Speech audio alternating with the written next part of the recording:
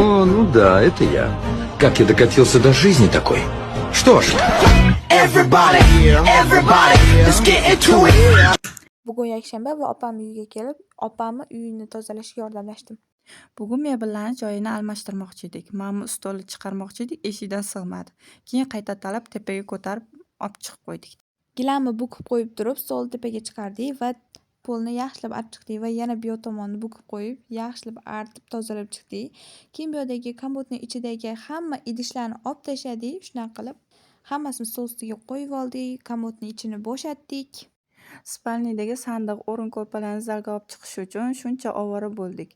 Opam idish-tovoqlarni bular komoddagi hammasini tushirguncha juda ham ko'p vaqtim ketdi. Shunaqa qilib betalab o'tirib olib tushirdim hammasini. Yaxshiyam pochcham bor ekanlar. Bu yerda pochcham qarashlar bizga juda ham katta mehnatlari ketdi. Pochchamni ham shunaqa qilib opam ikkalalari ko'rpa to'shi, sandiq-bandiqlarni olib chiqishdi. Men esa komod bilan ovora bo'ldim faqatgina. Shunaqa qilib idish-tovoqlar mana shunchasi. Keyin yana bu yerda ham bor.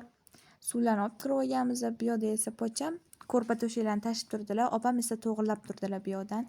Aqmarol esa bu yoqda marojni yeb, bizani kuzatib o'tirdi. Bitta ikkita bolali bo'lgandan keyin bitta xonaga sig'may qolar ekansan. O'shaning uchun sandiqlarni, o'rin ko'rpalarni zalga olib chiqdik. Ikkita tanishlarini olib keldilar pochcham. Komodni boshqa joyga olish uchun ko'tarib, hurmatli opajonlar, nima uchun sizlar faqat singillarni qarash uchun yoki bola qarash uchun chaqirasizlar? Mana bu yerda ham opamni bolasini uxlatyapman. Bu yoqda esa gilamlarni polni yig'ishtirib, tagini artib joylashtirdik gilamni. Bu yoqda nima maslahat qildik bilmadim, esimdan chiqib qoldi.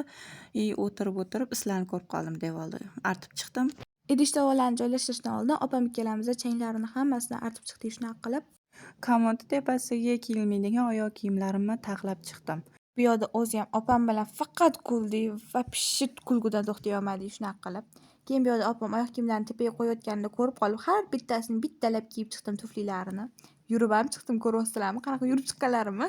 Kunimizning yarmisi shu komod va sandiq bilan o'tdi. Bu yerda men bloknot topib oldim va unga qo'llarimni qo'yib, imzoyimni qo'yib, opamga qarayman sizga hali eslab yurasiz deb berib qo'ydim.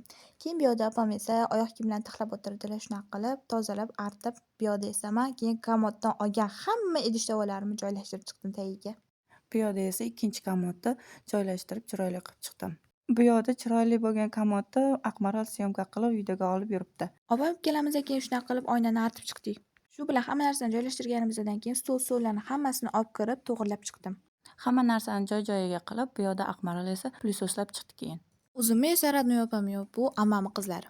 Shu bilan hamma narsalarni joy-joyiga qo'yib chiqdik. Yarim kunimiz esa shu zal bilan o'tib ketdi. Agarda bu video yoqqan bo'lsa, like, podpiska, kommentariy yozishni unutmanglar. Hammaga xayr.